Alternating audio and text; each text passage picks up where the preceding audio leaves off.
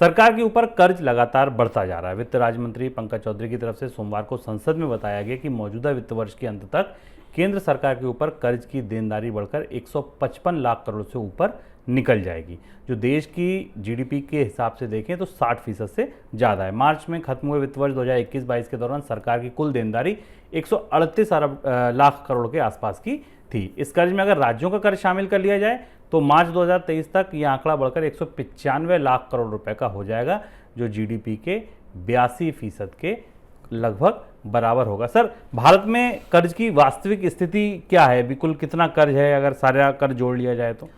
सरकार ने वो बात मान ली जिस पर हम लोगों ने इकोनॉमिका में पिछले हफ्ते चर्चा की थी, और विस्तार से जो लोग मनी सेंट्रल नियमित रूप से देख रहे हैं वो जाकर मनी 9 के यूट्यूब चैनल की टाइमलाइन पर वो पूरा एपिसोड देख सकते हैं, जिसमें हमने विस्तार से बताया कि भारत के कर्ज की स्थिति क्या है। और आईएमएफ ने पिछले साल अक्टूबर में ही ये कहा था कि भारत का कर्ज जीडीपी के अनुपात में 90% के आसपास पहुंच रहा है।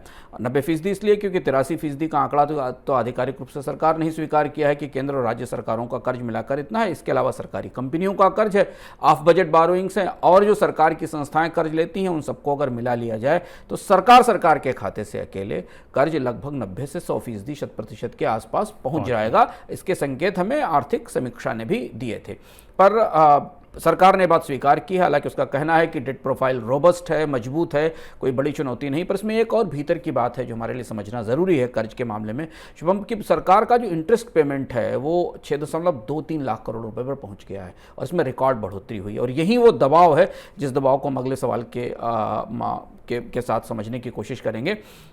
सरकार का जितना नेट टैक्स रेवेन्यू है, यानी सरकार पूरे दिन साल भर में जितना शुद्ध राजस्व संग्रहित करती है, ये उसका करीब 41% है, 41% है। यानी सरकार अगर 100 रुपये का राजस्व लेकर आती तो 41 रुपया केवल कर्ज का ब्याज चुकाने में चला जाता है, और ये जीडीपी का लगभग 3.1% है।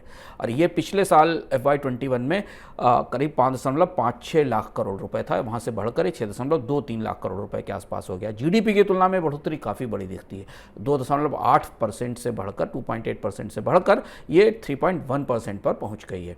ये माना जा रहा है कि इंटरेस्ट पेमेंट आने वाले समय में और ज़्यादा बढ़ेंगे, क्योंकि ब्याज दरों में लगातार बढ़ोतरी हो रही है, और आने वाले समय में आरबीआई को सरकार को और ज़्यादा ब्याज देना पड़ेगा। दूसरी चीज़ और कि भारत के सरकार के अधिकांश कर्ज छोटी अवधि के हैं, और उन छोटी अवधि के कर्जों पर ब्याज दरें और भी ज़्यादा होती हैं।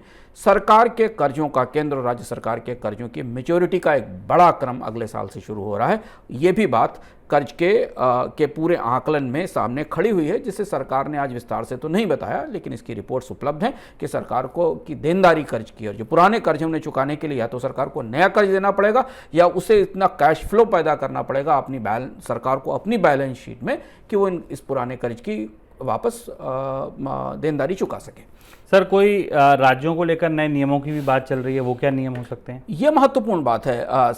सरकार, वित्त मंत्री ने कल एक महत्वपूर्ण संकेत दिया है जो भारत की डेट पॉलिसी की नीति में बदलाव करेगा और राज्य सरकारों के लिए थोड़ी ज़्यादा चुनौती बनेगा। वित्त मंत्री ने कहा, ऐसा अखबारों में रिपोर्ट हुआ है, कि राज्य की जो पब्लिक सेक्टर कंपनियां हैं, यानी राज्य के जो सार्वजनिक उपक्रम हैं, जो राज्य सरकारों के मातहत हैं, वो जो भी बारोइंग करते हैं वो स्टेट की जो बारोइंग लिमिट है उसके दायरे में आएंगे। अब स्टेट की बारोइंग लिमिट क्या होती है? भारत में कानून है जिसका नाम है fiscal responsibility and budget management act. ये कानून ये तय करता है कि केंद्र और राज्य सरकार जीडीपी की तुलना में अधिकतम कितना कर्ज उठा सकेंगी, उसकी सीमा तय की जाती है, और इसी तरह उनके राजस्व घाटे के अनुपात में उनकी ब्याज देनदारियों की सीमा तय की जाती है। इसे कोविड के दौरान सरकार ने बढ़ा दिया था क्योंकि राज्य सरकारों को ज़्यादा कर्ज की जरूरत थी। अब इस नई व्यवस्था के तहत राज्य सरकारों के पीएसयूज अगर ज़्यादा कर्ज बाजार से उठाएंगे तो वह राज्यों के खाते में ही जोड़ा जाएगा। यानी राज्य सरकारों का, या किसी राज्य सरकार को अगर उसके स्टेट जीडीपी की तुलना में 3% के आसपास तक की अधिकतम सीमा है कर्ज उठाने की, और उसमें से आधा % अगर पीएसयू लेकर आ जाती है तो राज्य की अपनी बारोइंग लिमिट कम हो जाएगी, और उस बारोइंग लिमिट कम होने के कारण उसके बजट पर खर्च कम करने का और खर्च की कटौती का दबाव बनेगा, या उसे टैक्स बढ़ाने के लिए दबाव देना पड़ेगा। यह बड़ी शिफ्ट है, और यह शिफ्ट इसलिए भी हो रही है शुभम कि हमने उस इकोनॉमिका में बात की थी कि केंद्र सरकार राज्यों की तरफ से की जा रही ऑफ बजट बारोइंग को लेकर तालुका कचहरी, कलेक्टर दफ्तर और बाकी चीज़ों को गिरवी रखकर की जा रही बारोइंग पर चिंतित है। और एक और बड़ी बात जो भारत के कर्ज के प्रोफाइल में कमजोर तौर पर हमें दिखाई दे रही वो ये है कि राज्य सरकारें एस्क्रो अकाउंट में भविष्य का राजस्व बढ़ोतरी दिखाकर कर्ज ले रही हैं। यानी वो बता रही हैं कि अगले 2 साल बाद हमारा रेवेन्यू इतना बढ़ जाएगा, इस प्रोजेक्शन पर उसके बदले हमको बैंकों से कर्ज ले लिया जाए। और अंतिम और सबसे महत्वपूर्ण बात यह कि भारत के बैंकों का और जो सरकार का कर्ज है उसकी रिश्तेदारी बैंकों पर बहुत भारी पड़ने वाली है, क्योंकि अधिकांश कर्ज सरकारों के पास बैंकों की तरफ से दिया गया है जहां हमारी डिपॉजिट रखे हुए हैं।